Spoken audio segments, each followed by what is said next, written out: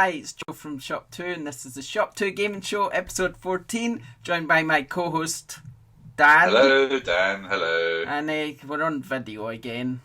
Apologies if the sound isn't quite right. I'm not sure. Maybe this time. We're still ironing it out, aren't we? Yeah, we're ironing it out. I'm sure we'll get there eventually. One day. Oh, look, the cat's back. The cat's a little cat back. floating around. Woohoo! The cat was here last week. And it's back again. If you're watching YouTube, you can see the cat. She is. The cat's not the one in the stripy top, by the way. That's the one with the pointy ears. So, yeah. make any news today? Yeah, but I've no. Ready. I suppose we better start with the gaming news, because that's generally what we do. Oh, you've just popped up on a little window Right. on my computer, so I'm seeing two windows. It's got fun. Two windows. Right, come on, gaming news. Right, I forgot my iPad, which I generally have in front of me. For Right, well, gaming Naruto news. Shippuden Ultimate Ninja Storm 4 has shipped over 1.3 million units worldwide already. Yeah, I can see that. See, I've got my notes on my computer instead. You're prepared now. I was well prepared this morning. Yeah, I'm surprised myself. Yeah, so that's not bad actually. I didn't realise it Not shipped surprising. that many. It's a huge seller. It is most times. I think a lot of people do buy it. A lot of fans of the TV show and the comics pick it up. This one seems to be a lot stronger. I think it's the last one, I believe, to do with the Naruto sort of storyline that based on the manga. Right, it's the last one for a month. It's a big fire, I think, because it's built up for a long time because it's all based around the fourth Great Ninja War. I almost thought you were going to say what's the last in the tour, and for a No. month. For a month, because there'll be another one out next month, because they release one a month. That's what it feels like, anyway. That's for me. You're the one who sends it. Right, okay, our news. Firewatch could eventually come to Xbox One if the desire is there. This is the sort of, it's like a walking simulator. I've not played it yet. We never got a code, so I never bothered with it. It's basically, you're a fire. Is it a fire watcher? What do you call them when you're kind of in the woods looking out for fires? Possibly a fire warden. Basically, just making sure the woods don't catch on fire is from what I believe of the game. So it's kind of like you walk along stuff. I hear the story gets a little bit out there at some points and maybe even goes off the beaten track from starts off well and then kind of forgets where it was, sort of thing. That's what I hear, but I've not played it, so it's hard for me to say anything about it. I also hear it's a bit buggy on PlayStation 4 at the moment, and Is this a little indie title again, is it? yeah, but I mean it does look very nice. It's a very nice looking game from what I've seen, but yeah. But it could come to Xbox One, so that's good. Let's just hope they fix it on PlayStation 4 first. Well, yeah, it helps. I think Xbox will be a bit more strict. Saying that, I think PlayStation are quite strict as well, but they have a lot of sort of rules that it has to be running to a certain spec, doesn't it? Yeah, but this one's it's a very, very good looking game. I mean, up there, of these indie games seem to be getting more and more sort of ambitious recently with The Witness and this Firewatch. And obviously No Man's Sky. I mean, we're talking, they almost look like pure... Well, the coders are getting to grips now with the hardware available for the PlayStation 4 and the Xbox One. You know, whereas before it was just the big companies that had the dev kits. Now it's filtering through to smaller people. They're getting their chance to have a look at it and do their own magic. Yeah. So It's a good sign. I think it's good that they're being more ambitious and starting to look a bit more, try and make their games look a bit more up to date rather than sort of pixelated and stuff, which is good. Because I prefer games that are nice to look at rather than ones that look as if they should have been born in the 80s. I mean, that's... You don't like the retro styling then? Oh no, I hate that. I think So why you're more graphics over content then? Pretty picture. No, but I do like good graphics. That it just annoys me when you look at a game and it's pixelated. I think to myself, why do that? It's almost got laziness to me. I know they're probably going, no, it's a sort of ode to the 80s. I don't want an ode to the 80s. I'm living in 2015 or Living whatever in the here it and is. now, not the past. 2016 away now. I don't even know what year it is. You don't know where you are, do you? Nah, I forgot what year it is. Whatever year it is, I'm living then. I'm not living in the 80s, so stop bloody pixelating your games. I don't want it. I don't want to see it on a console that's capable of so much more. That's how I feel. Oh, rant over. Okay, next. Trackmania Turbo comes to PS4, Xbox One and PC this March. Cool. Trackmania is a bit... It's an R game I've never played, but I believe it's one of these games that you can build your own tracks and stuff. It's a great little title. I played it a few times. I think I played one of the Trackmania games on the PC with the more recent efforts. Yeah, great fun. Really addictive, really quick games around like short tracks, but then you can create your own and make some amazing tracks going on in there. So it'd be interesting to see how that translates to the consoles. Yeah, cool. We do have some breaking news. Apparently, Titanfall 2 might even be out this year. Right. What it is they've signed a deal with a toy manufacturer, and for the games, the toys basically come out alongside the games, and the toy manufacturer's put on its website that its toys are coming out in winter 2016. So there is a chance that the game might be joining it. A few other wee bits of what would you feel about that Titanfall 2 coming out? Well, they need to fill a gap because don't forget, Mass Effect Andromeda has been pushed back a little bit, hasn't it? So yeah. What about Battlefield 4? When's that out? Yeah, I've no idea. Isn't that 5. this year? 5. God. Battlefield 5 then, whatever. They're the same. I think it is 5, ain't you, right? Yeah. But yeah, that's that. I don't know if that's coming out this year. It'd be quite heavy saturation again, won't it? I mean, you've still got Star Wars Battlefront there, and you've got Battlefield, and there's bound to be a Call of Duty game.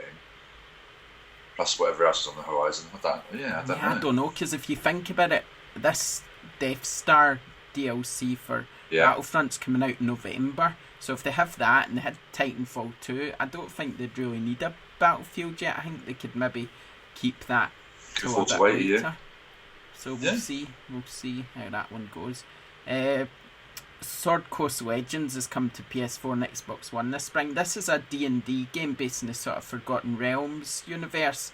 But what sounds quite interesting about it, if you know anything about D&D, is that it's got a real-time Dungeon Master mode.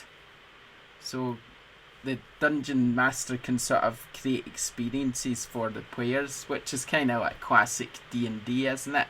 Rather than just kind of playing and the game decides what happens. So that's when you say it's a real time, as in what? So another player can play as the Dungeon Master. I think so. Yeah. Cool. So that sounds like it could be.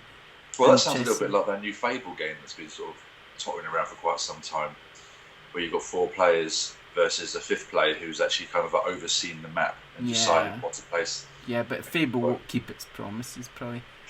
Right. Nothing new there. Right, Goat Simulator is coming to Xbox One at retail. For some reason, it's not coming to our consoles, but it's coming to Xbox One at retail. Just thought I'd throw that in there. Yeah. Throw it in like a goat. I've still not played that yet. No, I've not played it. I thought it would be a game I would play at some point, but I'm just not bothered yet. Right, loads more news. The Division allows you to change settings to suit your needs on PS4 and Xbox One. Now, apparently, it's a bit hard to know because the frame rate's locked at 30 frames per second in the beta, so it's hard to know if they're going to allow the players to unlock the frame rate by maybe reducing the lighting or something like that. I mean, it's just something we need to wait and see. But it's been a bit vague, hasn't it? Because I remember reading a few bits saying that there are a lot more options that you would classically find on the PC on the console. So that's interesting. I'm sure people enjoy that. For me, I'm not really that fussed. That's not really my sort of thing. I'd rather just play the game as it is and it be good enough as it is. Do you know what I mean? Without having to faff around with settings. Oh, a thing I forgot to mention about Titanfall 2 actually is it's going to have a single player campaign. One of the biggest gripes of the whole thing, wasn't it? Yeah, well, it was one of mine, if you seem to remember. Yes, I do, yes. When I was slagging... Perfectly so. to be honest, they also need to work on the multiplayer a bit as well, and make it a little bit more interesting to keep you coming back. Yeah, because I think I was one of the ones that did say that it wasn't really good enough. It wasn't enough meat to it, really, and I think I kind of stuck to my guns in that one, and when everyone else was giving it amazing scores and saying how brilliant it was, I'm pretty sure I was sticking to my guns that there wasn't enough to it. You know what? I got excited about that game. It was a big disappointment because it's one of those titles that they nailed the gameplay perfectly. It looked great and it moved amazing, and the action when it worked was great. But then the character progression, the card system just doesn't work. I find it so boring. Yeah, there's no denying it was a great game. Story, and I think that was just, it killed it. Within a few weeks, it was like there's nothing else. I mean, all right, I can keep on playing and unlock more cards and go for an achievement, but other than that, that's it. Yeah, there's no denying it was a great game. I mean, I enjoyed playing it, but I enjoyed playing it for a week or something, and then that was it. Because there just was nothing to it. I remember having some of the highlights of my multiplayer gaming experience was on that game. Yeah, I mean, they just fluffed. The Titans was really fun, and there's just a lot of fun to it. So I think the campaign apparently is set in a world where science meets magic, so that should be interesting. So I'm hoping that it'll be good. Apparently, what it says is about Titanfall 2 is what one of the writers told Forbes was that they were only a little past a year into it. It takes 2 years to make these things usually. Sometimes late this year or early next year seems like the right neighbourhood for completion. So if they complete it late this year, there's no way it's going to make it out this year. December, no. I mean, it'd be another rushed product basically. So I'm a bit worried that I don't want them rushing that one out. I'd rather took the time and made it live up to its potential, because basically it's only got one more chance. If it screws it up this time, destroy it's over, franchise totally, isn't it, as far as I'm concerned. So okay, Konami announced a Cloaked in Silence DLC for Metal Gear Solid Online. I'm sure a lot of people are still playing that game, so I'm sure big game. Any DLC that's coming is going to make people quite happy, wouldn't you think? Well, it's interesting that it's got. I mean, I don't think Metal Gear games had DLC in the past, have they? Yeah, I don't know. I'm not really a big Metal Gear fan at all. I don't think I've ever played any of them for a significant amount of time. They're just not for me. I mean, there's a couple of the titles really stand out. I love the first one and the second one. Substance, I can't get the hang of the one where you're going back to Vietnam. Something about it didn't really gel with me. Nah, I've just never really been a big fan of those games. I've not even played the new one. I've not even looked at it. I don't even think I have it. Did you review that one, did you? I reviewed that. Yeah, I did enjoy that one, actually. It's a good game. Yeah, I thought it would have been you, because it's not really my sort of thing. I'm reviewing a couple others at the moment that I'm not allowed to talk about. You tend to send me the games that I can't complete in 10 hours, and I've got to commit like a whole month to completing it. It's like, oh god, another game. Right, okay. Deep Down trademark renewed by Capcom. That's the game that was announced 2013 at an E3 or something, I think. So that was quite a while ago, that one. I guess it's coming. Attached to that, though. It's Capcom. It's an RPG sort of dark sort of RPG. It's a PlayStation 4 and PC exclusive. So what we've seen of the gameplay on occasion looks nice, but it looks like it's coming, but who knows when. Rocket League arrives for Xbox One on February 17th. This is quite a popular game. Yeah, I think that's going to get a lot of attention. I've still not played it, but this might give me a chance to actually give it a go. Yeah, I think it's got some exclusive content on Xbox, some exclusive sort of Xbox-related cars, just like it has PlayStation-related ones on the PS4. It's very popular game on PC, on PS4, so I think it's probably one to keep an eye on if you've got an Xbox One. Yeah. Battlefront gets double XP this weekend. Woohoo! Right, I'm level 46 now. Oh my word, nearly there. I did stream it last night because I couldn't decide what game to stream, so I thought I'll stream Battlefront, just have a wee shot. Yeah. So I done that. That was fun. I played a bit of Blast mode, I think, and then Yeah. I played some Fighter Squadron. Oh, every time they do these double XPs, I'm working late shifts, so I can't get involved with it. It really bugs me. Well, it's running every time. It's running right through from tomorrow until basically early Monday morning. So yeah, that's all my back shift set. So it's a hate it. It's like every time it's like, okay, I'll play slowly. So yeah, so that's going to be good. I'm waiting for, hopefully I can get up to level 50. I've done alright in that live stream. In Blast mode, I'm a bit rubbish on some of the maps. So the first game I played, I was terrible, and then I play in the ice caves on Blast mode, and I'm no bad on that one because obviously it's a lot more enclosed, so you can see who's coming at you. So it's a lot easier to kill someone than when you're in an open map and they're all over the place and shooting you in the back and stuff. And I'm the sort of player that just kind of runs into the action, so that's probably the wrong tactic in shooters, but I just like to run in, find everybody, and by the time I do that, I always get shot. So things like ice caves and stuff where you run into the action, there's only one way to go, it's a lot easier to... It's suicidal like that in games, and I just head down, charge, and hope for the best. Yeah, basically. So I quite enjoy that, and I played Fighter Squadron, and I was quite good in that actually. I kept being first and third. I don't think I really finished below that, maybe fourth one. Did you get many chances to play as the heroes in Fighter Squadron? Yeah, I don't think I played as the hero during my live stream, but I'd played the night before, and I just managed to play Boba Fett, and then straight after I was playing as the Millennium Falcon. It just seemed to happen. I played it quite a few times, but I can always miss a chance to get tokens for that. Yeah, I tend to miss it, and then sometimes you just kind of come across it. I did see the token when I was playing yesterday, but someone just beat me to it, so that was a bit annoying. Everyone's looking for it, I think, and always want the achievements, and also you're pretty much indestructible when you're in those ships. Yeah, but it was good. No, but they have tweaked that to make it so that the destruction to those ships is a little more easier to kill them. I get shot to pieces, aren't I, straight away? My one chance. Okay, dope. We've got one more bit of news about things, and that's that the Division is getting an open beta from February 18. Obviously, I played in the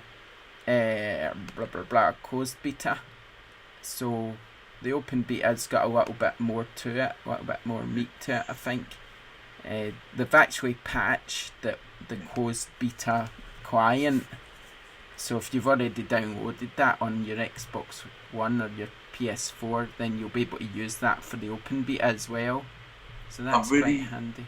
Trying not to get too excited about this. The potential, to me, could be amazing, this game. Actually, I'm really looking forward to having a go. I'm not going to play on the beta, things like that, because I kind of ruined Destiny a bit by getting a bit too involved with those, so I was waiting for the game. Yeah, actually, when I played the beta, I had no interest in the game before I played the beta, and I was thinking, I'm just not interested. Yeah. And now I'm quite interested after playing the beta because I found it quite good.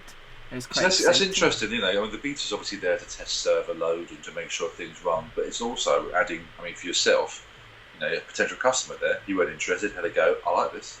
You know, they're acting almost like demos, aren't they? Yeah. Here's our bit of news, it's nothing to do with games, but the BBC's announced the full presenter lineup for Top Gear. Oh, blimey. Did you know that Matt LeBlanc and Chris Evans were two of the ones they'd chosen? Yeah. Well, there isn't a third, there's 6 of them all. How many is that? 6 of them all together. But it looks kind of to me like the other 4 are kind of unknowns. Right. They're people who, well, maybe they're not unknown. Here's who they are. One of them's a YouTuber. Right. Which is interesting. Good idea. Yeah. There's Sabine Smits, who's a race driver, a YouTube star Chris Harris, F1 pundit and former team owner Eddie Jordan, and motoring journalist Rory Reid, along with Chris Evans, Matt LeBlanc and the Stick. There you go then. That's different. Imagine putting a YouTuber. Was there a woman in there, sorry? Yeah, was there a female? yeah, there's a woman, but she's obviously a racing driver, Sabine Smits. Okay, that's cool. So there you go, putting a YouTuber sign 8 times, eh? Cool. Well, you know what, there's talent out there, and if they see it there, they're going to try and get him in front of a camera and go for it. They're obviously comfortable in front of the camera, yeah. Unlike me. As a sign 8 times, just to get those those people there in it. It's just the way it is. It's the way things is going these days. That show needed a massive kick up the arse. That'd be interesting to see what happens there. Yeah, I'm looking forward to the other one with Jeremy and his crew on Amazon. I know it's not to do with games, but hey, it is sort of, because Top Gear's in Forza. It's turning into a couple of old guys just running around the sort of English countryside getting up to hijinks. I'm pretty sure that one was called Compo, and the other it's just, they've turned into a bit of a parody of themselves, I think. Yeah, weird. It's so odd. Right, okay, topic of the week. Topic of the week. Yes. We've still not got a little theme tune for that. Topic of the week. Topic of the week. Topic of the week. My washing machine's going like the clappers, so if you hear that, I do apologise. Can't hear that. My boiler's making a weird noise as well. That's good. But it's alright. That could be our little theme tune. It does sound like you're in, it does sound like you're in like sitting next to the sea. Okay, let's do our topic of the week. It's, should developers follow Techland's lead with DLC? What is the best type of DLC? What would you like to see more of when it comes to expansions for games? Now, obviously, Techland's basically reinvented Dying Light completely and released it as a new game. Basically, you've still got the old bit, but then you've got this massive sort of... They've turned it into like where it was mainly parkour. They've turned it into a kind of not say a racing game, but a game that involves like buggies and things like that, haven't they? So you've got this open world sort of. It's more open, isn't it? The following. A lot more open. You've got a lot of buildings in one part. I found a bit weird so far. I mean, you still get a lot of opportunity to get your parkour moves out there, but it's a very different way of presenting the game, and I like it. Yeah, we need to do. It's great fun the other day, didn't we? Streaming it. We need to do more co-op streaming. That'll be fun. Yeah, you might need to scream a little bit less, David. I mean, your gaming tactic of just literally running right into a swarm of zombies never really worked out, did it? No. No, we'll do a wee bit more co-op. Maybe we could do a live co-op streaming review. Oh. Yeah, that sounds possible. We'll review it as we're streaming it. You know, I would attempt it. Yeah, why not? We've never done a live review before. That surely that's us. ShopTo first. Yeah, what's the word? We're being innovators by doing a live review. There's been innovative, but it's also been a little bit lazy that we can't be asked to do it twice. We can't play the game. But it's a live review. We'll give that a go. I think that could be our new feature, ShopTo live review. See, it even rhymes. It rhymes. There you go. There's a theme tune in there somewhere. Okay. Right, let's talk about our topic of the week. DLC. I mean, that's interesting because, Techland, the way they've done it, the game's a year old now, and they've breathed new life into an old title, which is great. Most DLC to me seems to be just, here's a few extra maps. That's so boring. Grand Theft Auto, the Ballad of Gay Tony, and the biker one, which I can't remember the name of now. That was quite good because it added loads more content for single player. As did Batman, was a mixture of both good DLC and just what the hell DLC with like different cars, different skins for characters, a few new sort of Predator missions. But then the last bit of DLC that came out just after Christmas, I believe, was all the villains pack where there's a Killer Croc and a few other classic Batman villains arose, and you had to capture them. That was great because it added a lot more depth to the game. That was a good few months old. And then you get like your Skyrims and stuff, which generally add good content. The Witcher, Dragon Age, these sort of fantasy titles always seem to add some quite good expansions to their... My experience, if it's a first-person shooter, don't expect much other than just more maps to the game. No, but I think you're right there, yeah. That someone needs to innovate a bit when it comes to DLC for first-person shooters. I think they need to think outside the box a bit more. Why not? I know it's probably people want more maps and stuff, but why not think of some different game modes or something that will really mix it up? Because the game modes is always the same. Look at the game mode, that new game mode that's been added for Battlefront. What's it called again? Do you remember the name of it? Turning Point? Yeah, turn part. How's that much different from the other two? Really? It's a good mode, but it is the same mode. But it's really. basically the same. They've just put the maps, they put the hot points in certain different areas, and to me that just shows some very good, it's just very clever map design. It's DICE, they know what they're doing with maps now. They know exactly how these things work.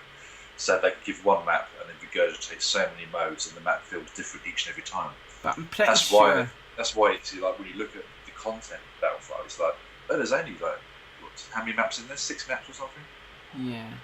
I can't remember now. But I mean, I'm pretty sure you could come up with a mode, right, where you have the ships, right, and you have the on-ground troops, and you could sort of create 2 modes within one. So a bit like Fighter Squadron. So if you go on the ship, you need to complete certain objectives in the ship. Whereas if you're on the ground, you're having to complete the objectives. What about something like that? That would be a great idea, because then you're kind of getting 2 different experiences in one game mode then. I think what Techland have done is quite brave, because not only have they taken their game and, well, they have literally just changed what their original game idea was. They're taking, it was parkour zombies with a lot of grinding and stuff, and then they're just throwing away the parkour one and said, now you're in a car. I mean, that is unheard of. They give it a bigger map. You can drive around in a car now. Similar sort of gameplay in as much as you go into place to place and doing favours and things. But the actual the meat of the game is very different. That's quite a brave move. You don't see games doing that. They don't change. Batman, the new DLC was more of the same, just with new baddies. Yeah. But I mean, the thing is, they were even more ambitious than they meant to be, I think, because they charged a sort of certain price for the DLC, and then they had to put the price up because of how much they put into it. So I mean, it's good to see. Let's have we've got some opinions from people on Twitter. Cool. Tanya, who watches our live streams, she was just saying, looking over at Destiny, she'd like to see more storyline. Oh god, new Destiny DLC, bloody hell. Yeah, she also says DLC should, in her opinion, always give you more opportunity to explore the games you love. So she'd love to see more story, new map to explore DLC. I understand these things take time to create, but I would say most of the time, even before the game's released, they know what the DLC is going to be. Yeah. I definitely think in Destiny's case, like, you do need to explore the story more, because there's just not a lot there to it, really, is there? I mean, Bungie, and I'm a big fan of Bungie, have totally dropped the ball on that Destiny title now. I mean, this new event that came out for Valentine's Day just seems an absolute waste of time. Yeah. I've not turned it on now for well over a month now, probably. Yeah. So I mean, that's weird for me, considering I was playing it every day, grinding away. All of a sudden, I'm like, what am I doing here? Someone else says, Daniel Rayner, he says he would simply like to see story DLC for GTA 5. yeah. I mean, I hope they keep working on it, but you never know what they're up to at that Rockstar place. Yeah, there's also Dan from work. He says he's not a fan of DLC. Most of it's money grabbing from publishers, charging for costumes, items, mode that should be included normally. I agree with that to an extent, really. If you think when it was pre-internet connection, so the PlayStation 1 and to an extent the PlayStation 2, a game like Tekken, you would have so many characters to unlock, playing different versions, and then each character has loads and loads of different costumes. Now, you play a Tekken game, they don't bother with that. They just say you can buy the costumes now. And it's a very different sort of... the way they make and pay for these games is very different now. It's quite disappointing. I don't see that there's as much longevity in games unless you want to pay more for it. Yeah, I totally agree. Who else? Quite an opinion on it. Andrew Johnson, he says he would just like developers to give something different from the main game. I'd same with Arbor Pirate Ninja. He just thinks stuff that's a bit too crazy for the main game, like Undead Nightmare DLC for Red Dead Redemption.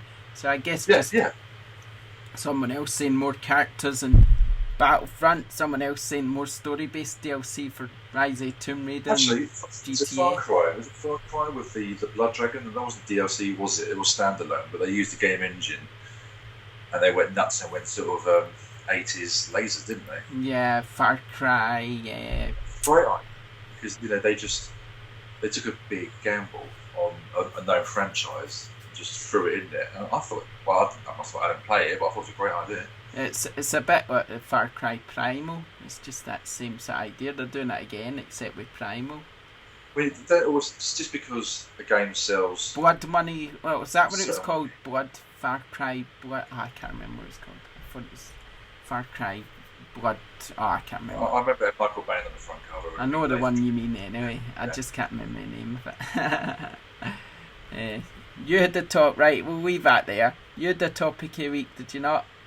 Well, I was just thinking. I finally finished playing Lego Marvel Superheroes, and the old me came out, and I went for a bit of an achievement quest to get them all. And one of the achievements turned out that I had to have 2 controllers to get the achievement. Right. And that really bugs me. As like someone that used to really get into games, and he's like, hang on. So the only way for me to get 1,000 points, perfect score, is to buy another control pad. I mean, so it'd be interesting to see how far people go to get those achievements. And also, I remember playing some games where I literally take the Y button down and went to bed, and overnight, loads of achievements pop. That's how That's how I've been unlocking them. I mean, I know someone that back when it was Lovefield, was renting games. So you could, get 1,000 points in the game in a half hour, and then send it back straight away just to get the points for his game score. Really weird.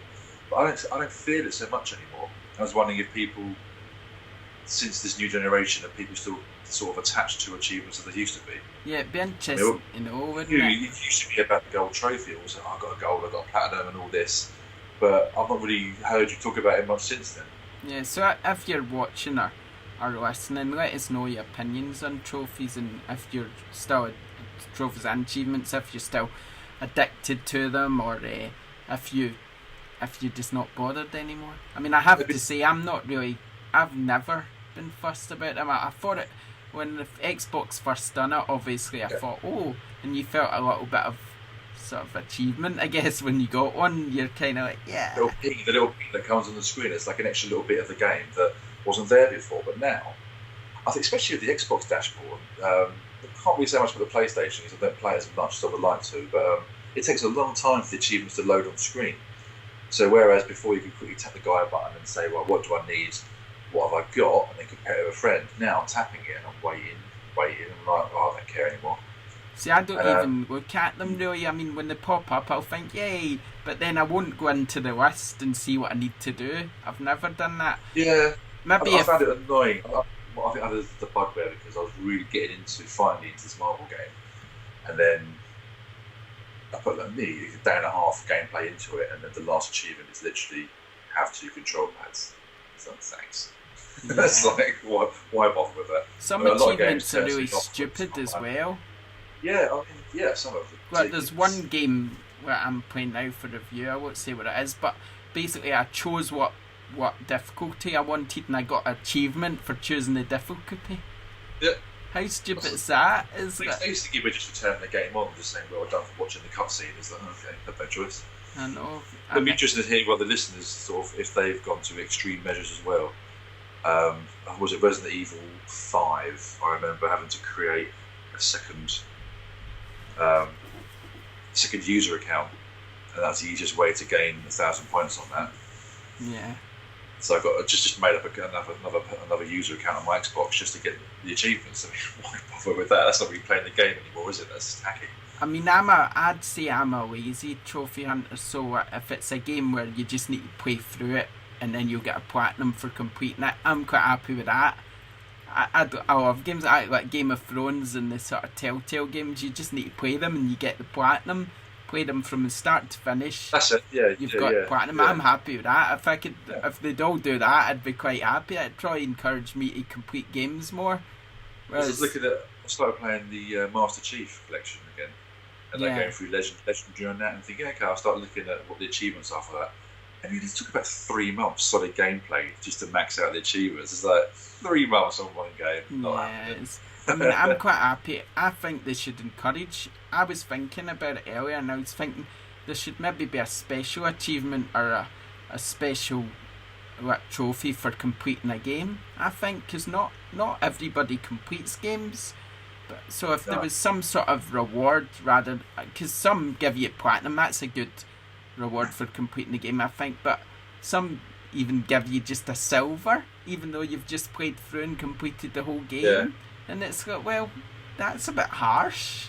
What I do like now about the Xbox though and the achievements is once you've unlocked the achievement, you can actually use the background picture for the background of your dashboard.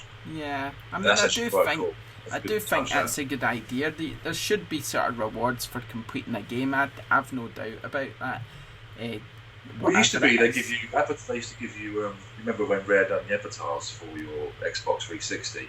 Yeah. They used to give some achievements unlocked new items of clothing for them. That doesn't Yeah. happen anymore. How That's- good would it's it be gone. if you completed the game, you got the DLC for half price, or you got a free bit of DLC that you could only get access to if you bought it or completed the game, sort of thing? I think it'd be Not nice. necessarily sort of like cheap DLC, but maybe some exclusive content would be quite a good idea. Yeah. You know, like even just a simple thing as a special suit. I mean, you used to get that on games years ago. You complete a game, you unlocked a special sword or something. That generally would be nice. Anything, just some sort of reward, Yeah. just to say, well done, you've completed the game, because not everybody does it. Not if some people just get fed up with games and go, right, I'm not doing it, and then, so if some don't even complete games, then imagine the amount that don't even bother trying to get all the trophies.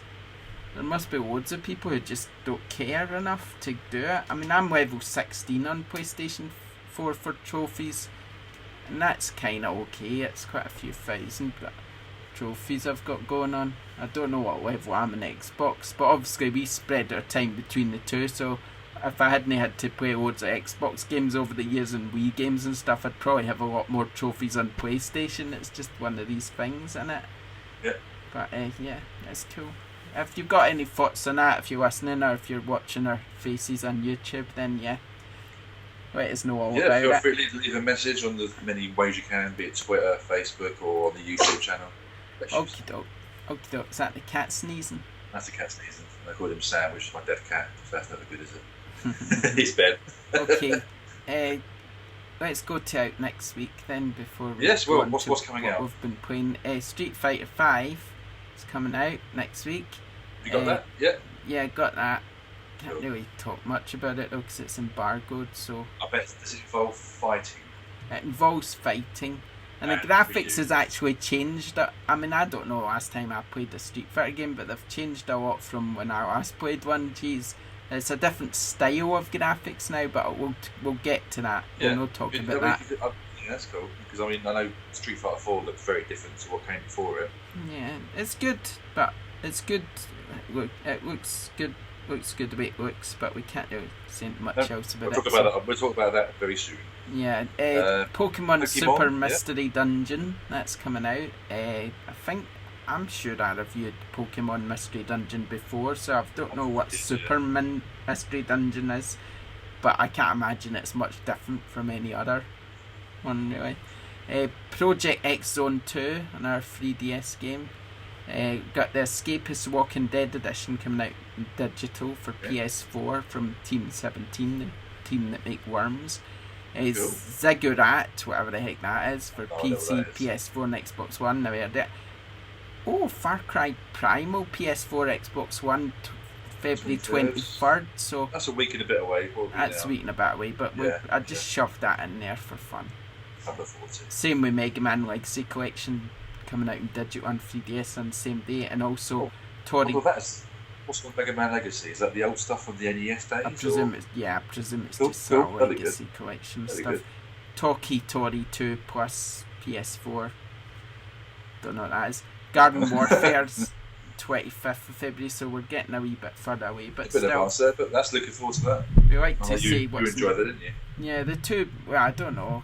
Plants vs Zombie Garden Warfare 2. I don't know if I enjoyed it really. It's a bit different from the original. I think maybe they've done a bit too much. It feels a bit too busy, from what I played. See, it was just mere moments ago we were saying they should be brave and change the game up every now and then. Now they've done that, and it's too much. Yeah, well, we were talking about in DLC though. Yeah, no. But I mean, I think it looks like it could be fun, but it just feels a bit too open and hectic, whereas before it was quite a close combat game and all the action was kind of around you. Now you kind of need to go looking for it because obviously it's a bigger, apparently better game. But we'll see. I mean, I only played the beta, so it's hard to vote. Until you play the full thing, you can't really judge it as much, can you? Okay. Right, we've no user questions because they were all sort of based on the opinions surrounding the topic of the week. So that was our user questions, basically. So what we've been playing then? There's a cat's tail on the screen. I've been on. Well, finished off with Lego Marvel. Started picking up on Legendary on Halo 1. Review wise, Earth Defense Force 2.1. No. Earth Defense Force on the PS Vita and Earth Defense Force 4.1 on the PlayStation 4. Right. Not bad. What about them? Just disappointing in as much as it's a game we've all played before if you're a fan of the EVF games. But with the PS4 one, looks really good for a ridiculously cheap budget game. It does look very good and it's just as fun as it's always been. Good. And the PS Vita one is surprising that it can handle everything that gets thrown at you. I mean, I will go into more detail about that in the review shortly, but again, very good games. What about yourself? I've been playing quite a lot actually because I've been streaming. So I played the Division closed beta. It reminds me of Uncharted. I quite like what I played. I thought it was quite surprising how much I liked it. I thought it wasn't on my radar, and now it is. So that says what it says about it. I played another beta. Did I play another beta? I don't know. I played Call of Duty Black Ops 3 The Awakening DLC. Oh, cool. Yeah. That seems okay. I've not really played much Black Ops 3 before, so that seemed quite interesting. I played Battlefront, played Digimon, which is different. Digimon, I was surprised Digimon's still going, I must admit. I thought that was long gone. Oh my god, it reminds me that we've got so much to review. Bloody Digimon and Street Fighter and this other game I got, and the games you've got. Secret game. Dying Light. Cheers, we're a wee bit behind, didn't we? It's a bit busy again. Yeah. I'm stressed now. Oh no. That's the fun times. And all that stuff. I forgot all about reviews. I've just been live streaming them instead of reviewing them. It's just the work, isn't it? We'll just need to do what we can. But yeah, that's the way it is. That's it. That's what I've been playing. I think that's us then. It's been a shorter show today for some reason. We've obviously not been as talkative today. I don't think there's as much news, I think. Normally there's so much news coming out. I think it's actually been quite quiet this week. It's that time of year though where it's a bit quiet. It has been a quiet week and today's been a bit hectic, so I'm quite happy to do a shorter show. well, I'll say I've really got to get on with Dying Light, to be perfectly honest, and some more EDF. I've got to shoot some more of those bugs before I finish the review off. So yeah, we've got Digimon and we've got EDF and we've got Dying Light reviews to come and Street Fighter and another one. Lots. Okay. That's it then. Thanks for watching. Thanks for listening. We'll see you next time. Bye. Bye.